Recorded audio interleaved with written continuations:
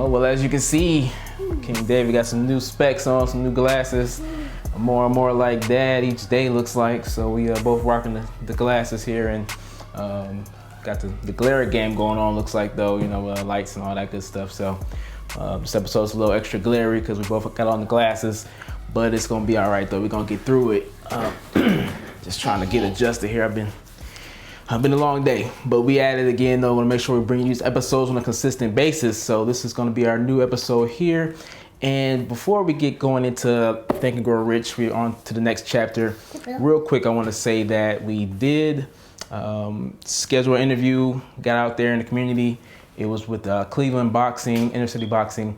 But King David here actually got sick, though. He didn't even make it to school. So he wasn't able to do the actual interview.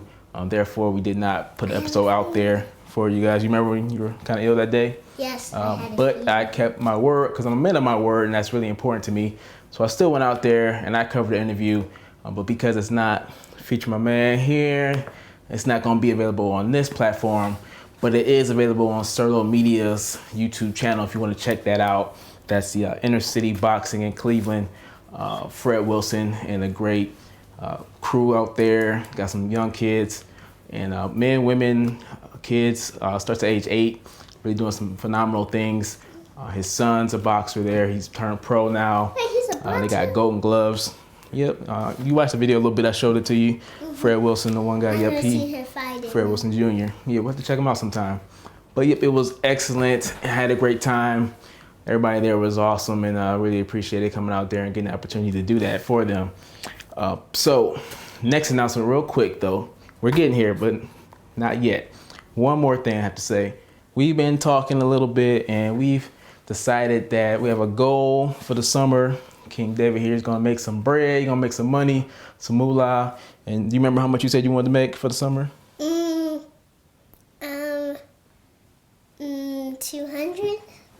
I thought you said more than that initially. I think I said $200. You said 200. You got a stain on your shirt or something there. That's all right. That's all right, though. We'll work it out. It's all good. But 200. So at first I thought you said 100. And then I thought you changed it to 500. Yeah, now you're changing it to 200. I think it was, No, the last number I remember you saying is 500. Now you're changing it again? So now the number is 200? Yes. Okay, so you know what you got to work on, though, is consistency, right? So you make that decision, and that was my fault. I should have had you write that down. As soon as you said your goal for the summer, 500, I should have had you write that down right then and there because it's so important to write down goals. And I got to make sure I instill those kind of things, and that's my bad.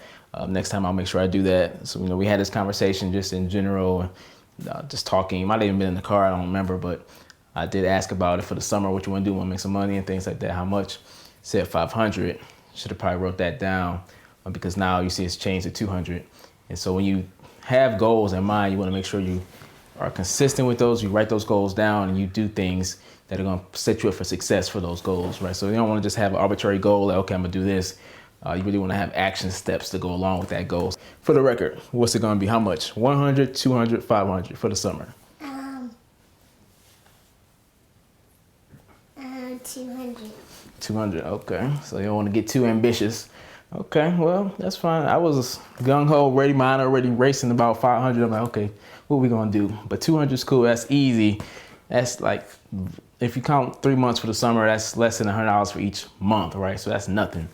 So we'll definitely do that. And, you know, stay tuned. Follow us on that journey as we help King David here get his first $200 officially through the summer, making some money there. So now let's dive on into Think and Grow Rich. And this is going to be a short one here. Remember we talked about the brain, all right? The brain. Yep, so we talked about the brain, and it's a short chapter. And not only is it a short chapter, these chapters towards the end here. Here it is. Your brain, yep. They get really kind of complicated, right? And so my whole idea, my concept with doing these kind of things is providing that level of value, this higher level of learning and education and personal development to a young person. King David's only 5 years old, so getting this kind of information at that young age, I want to see what this can really do to elevate him and his journey as he grows and develops. But at the same time, these last few chapters are really, really heavy, really deep. Half of the adults reading it probably are like, what? Like, I don't even get this. So we looked over it, read a little bit, but it was definitely kind of a little advanced for him. So some of the things that I remember kind of picking up on was the vibration and things like that, like stepping up to a higher vibration and talking about the brain. And so that there obviously isn't really something that a 5-year-old is going to quite grasp yet.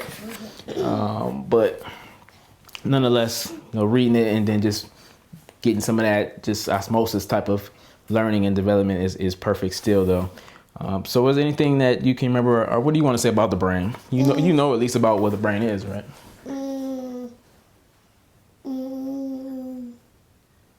When you exercise, your brain grows.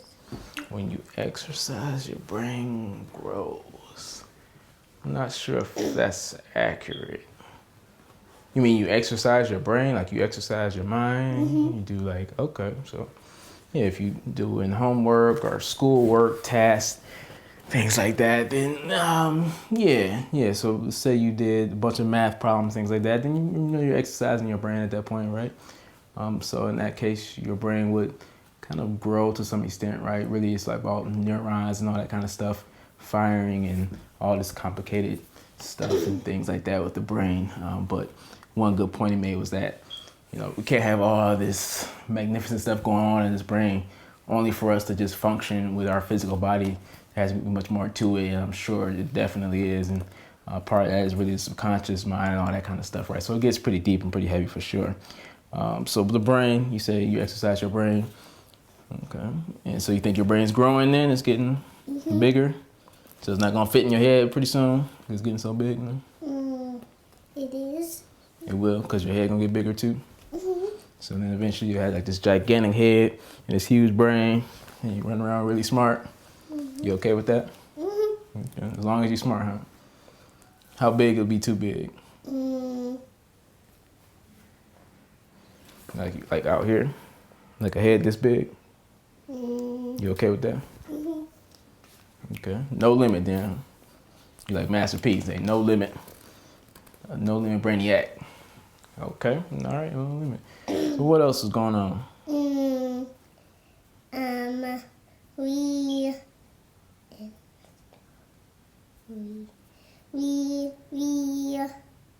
We make stuff in my ceramics class. We used to do that.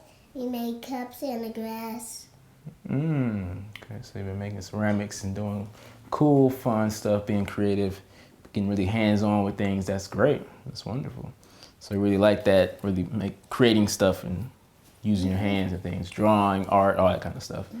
So yeah, you might have a really interesting, powerful, magnificent brain going on, really, because a lot of times people are either like left brain or right brain, meaning that they either are really critical and thinking and they love math and solving problems, or they're really creative and they're really good at abstract type of things. But you kind of right now seem like you have both really going for you really well. You're good at math, also good at drawing and creating things and stuff like that. And reading. And reading, right? So I know we've been practicing a lot of reading lately, reading books that are a little more intense like this one, but also he has regular books and things for kindergarten that he reads consistently. And really I'm impressed with how fast he's learning to read. I remember before school, it was like he didn't even know what a word was, letters, things like that. It's like, what? But now he's just reading everything and just driving around.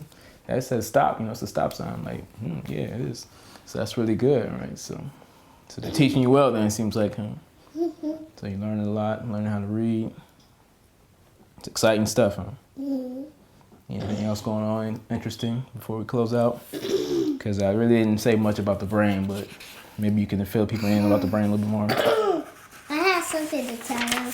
What's that? If you don't do anything, your brain won't grow. If you don't do anything, your brain won't grow. So yeah, I like that. That's a good point.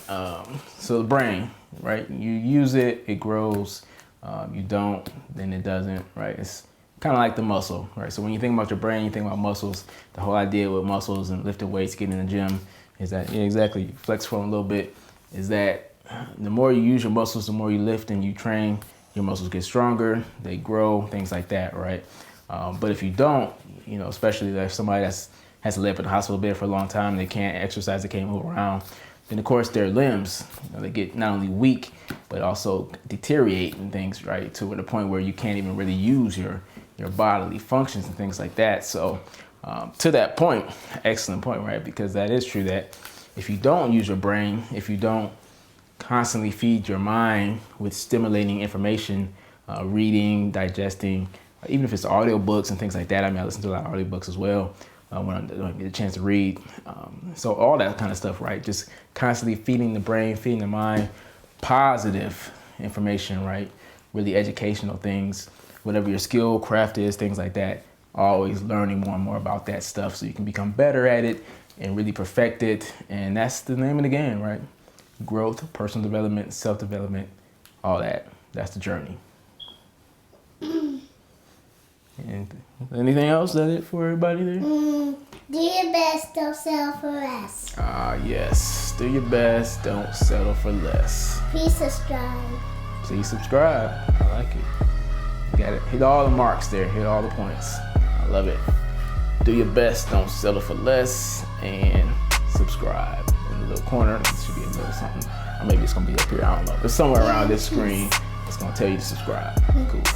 And peace. And don't forget the peace.